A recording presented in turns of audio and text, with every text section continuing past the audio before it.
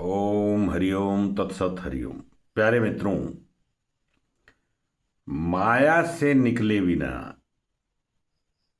ईश्वर की तरफ चलना, सही जिंदगी जीना, असले हयात को पाना बहुत मुश्किल है। आज इसी विषय पर दो बातें करना है आज के वीडियो में कि है क्या माया। आखिर इसके फेर में सभी लोग पड़े। पूरे इतिहास में देखिए तो जितने भी संत हुए, हर लोगों ने इस पर काम किया, अपने अपने तरीके से अपनी बातें कहीं। लेकिन कबीर साहब ने जो कुछ कहा वो अद्भुत है। माया महा ठगिनी हम जानी ये लाइन दे करके उन्होंने समाज को बताया कि इसके फेर में जब तक हो तो बच नहीं सकते, और इससे बचना भी इतना आसान नहीं है। दोनों बातें बताया उन्होंने, क्योंकि कबीर साहब के अनुसार कोई भी नहीं बचा पूरे यूनिवर्स में, चाहे देवी देवता, ब्रह्मा विष्णु महेश तक्कू उन्होंने लपेटा इसमें कि भाई आप भी नहीं बचे हो। तो सोचो मित्रों, मानव की क्या औकात है। लेकिन मेरा मानना है कि है मानव की औकात।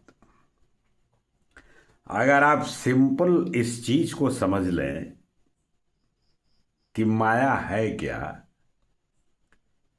तो उससे बचना आसान है, उससे निकला जा सकता है। और उसके बाद जो जिंदगी जिएंगे उसके संवेदनशीलता से, उसके एक्सपीरियंस से पावर मिलता है फिर और आगे बढ़ने के लिए। क्योंकि वो लाइफ बहुत ही बेहतर है मित्रों, बहुत ही शानदार है, बहुत ही इंजॉयफुल है। तो समझदारी लाना आवश्यक है कि माया है क्या। एक लाइन में समझने की जरूरत है कि जो भी हमें ईश्वर की तरफ चलने से, अपने सोल की तरफ चलने से, आत्मा और परमात्मा की तरफ चलने से बाधक बनती है, उसको माया कहा जा सकता है। तो क्या है बाधा?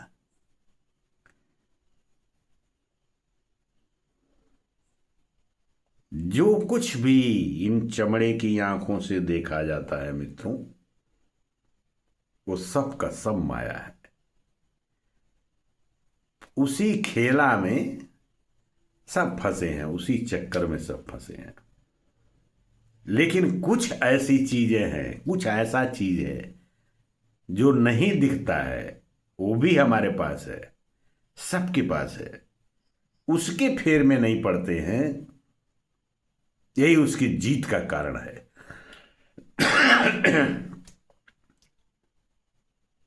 और योगियों ने उसी के तरफ चलने के लिए हमारे ऋषियों महर्षियों ने प्रेरित किया। उसकी तरफ चलोगे ना तो उसका बंधन ढीला हो जाता है। तिरगुन फांस लिए कर डोले, कबीर साहब ने कह दिया। सत्व रज तम, इन गुणों का फंदा बना करके चलती है माया। जिसमें जो फंस जाए उसी में फंसा डालती है।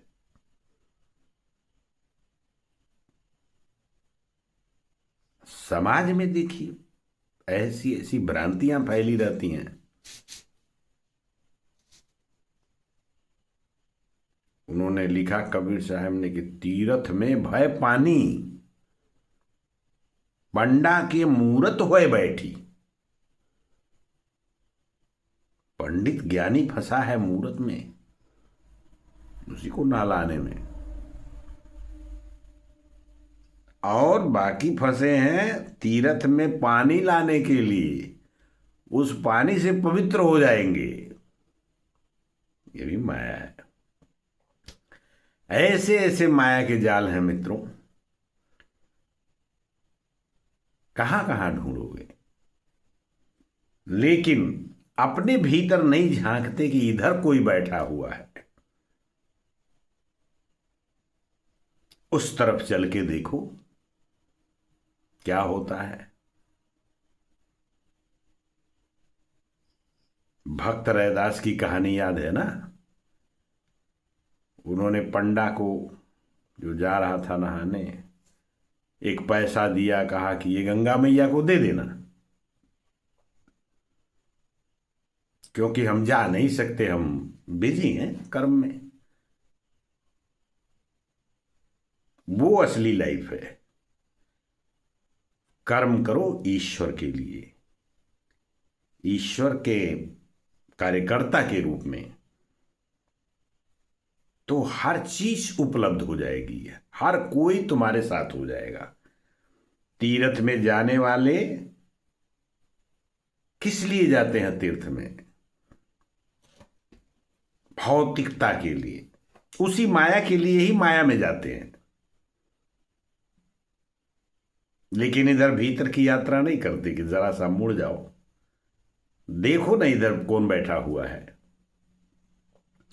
जो देख लेगा ना, तीरथ स्वयं उसके घर लौट के आएगा, उसके इशारे पर चलेगा। कोई भी जगह नहीं है जहां उसको मान्यता न मिले। रैदास भक्त ने ये सिद्ध करके दिखा दिया। एक कौड़ी दिया, दे देना गंगा मैया को, मेरा भी, हम आ तो नहीं पाए। पंडित मजाक में ले जाके फेंका पैसा, एक पैसा। गंगा मैया ये रैदास ने दिया है, वो भी भक्त आदमी है, वो भी। और कथा बताती है कि एक हाथ निकला पानी में से बाहर, गंगा मैया का, पैसा ले लिया। और फिर एक दूसरा हाथ निकला, उसमें एक कंगन दिया। आवाज आई कि ले जाके भक्त रैदास को दे देना और बताना कि गंगा मैया ने एक्सेप्ट किया है उसका पैसा। बताओ, कभी नहीं गया भक्त बेचारा, उसको गंगा मैया ने दर्शन दिया, पैसा दिया, उस कंगन दिया। और जो हर साल हर 6 महीने पर और हमेशा जाते रहते हैं तीर्थ में, किस लिए? कुछ मिल जाए। क्या मिलता है? कुछ नहीं। केवल धोखा। माया धोखा ही है ना, उसी के जाल में न दौड़ना पड़ता है इधर उधर चारों तरफ। और वो कंगन बेचारा चला गया राजा के पास, इसलिए कि पंडित लालची निकला, सोचा बेच के पैसा लेना। क्या रैदास को जरूरत है, वो जूता उता सिलने वाले आदमी, वो अपना धंधा पानी चलाते रहते, वो क्या जानेंगे। और वैसा जंजाल हुआ कि राजा ने रानी को दिया, रानी ने फिर दूसरा कंगन की डिमांड किया और राजा ने इसको गिरफ्तार करा दिया, पंडा को। ले आ दूसरा। अरे साहब नहीं है दूसरा। अरे कल तक तुम्हारे पूरे खानदान को बाहर झुकवा देंगे अगर नहीं मिला तो। अब भेद खुला ही आता है रैदास के पास, हाथ जोड़ के प्रार्थना करता है, सच्चाई बयान करता है। वो भक्त आदमी, रियल मेडिटेशन करने वाले, हार्ट में। मामूली सा बात, अरे इसमें पंडित क्यों घबराते हो? अरे साहब दूसरा कंगन नहीं मिला तो मेरा पूरा खानदान कल खत्म हो जाएगा। कहे क्यों नहीं, मांग लो गंगा मैया। अरे हमको नहीं मिलेगा। ठीक है मैं ही देखता हूँ। अपने कटौते में पानी था उसी में हाथ डाले, कहे अरे दूसरा कंगनवा भी चाहिए ना, जरूरी है। आ गया दूसरा कंगन भी उसी पानी में से, दे दिया गंगा मैया ने, पंडित को दे दिया। पंडित का जीवन और खानदान बच गया। और कथा प्रचलित हो गई कि मन चंगा तो कटौती में गंगा। तो मित्रों, मन चंगा होना चाहिए। मन पवित्र होकर जब हार्ट की तरफ चलेगा तो ईश्वर की हर नेमत आपके लिए आ जाएगी। फिर तीर्थ व्रत कहीं भी, जहां भी आप जाएंगे वहां आपका स्वागत होगा। नहीं जाएंगे, बिना गए स्वागत होगा। वो लाइफ असल जिंदगी है, अकॉर्डिंग टू रैदास, महात्मा कबीर की लाइफ।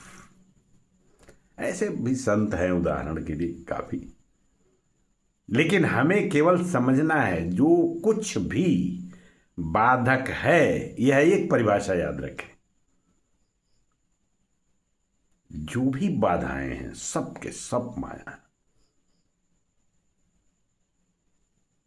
क्योंकि सब मौत छीन ले जाएगी। जो भी वो छीन सकती है मित्रों, सब माया है। एक परिभाषा ये भी कर सकते हैं, मौत जितना कुछ छीन ले जाएगी वो सब माया है, जो बचेगा वो असल है। क्या बचेगा? इधर भीतर बैठा हुआ है, उसके तरफ चलो ना, बस इतनी ही बात है। बाय मेडिटेशन करें, उसके तरफ चलें, और याद रखें ये जो भी छिन जाएगा वो सब माया है। तो आपका मेडिटेशन सही होगा, तो आप कहीं भी जाएंगे आपका रास्ता सही होगा। नहीं तो कहीं भी चलेंगे मित्रों, कुछ भी नहीं होगा। माया ही माया है हर जगह। माया से बचें, असल जिंदगी को प्राप्त करें, यही हमारी कामना है। इसी कामना के साथ आज वीडियो समाप्त करते हैं। लाइक सब्सक्राइब जरूर कर दें। बहुत बहुत धन्यवाद। Thank you so much.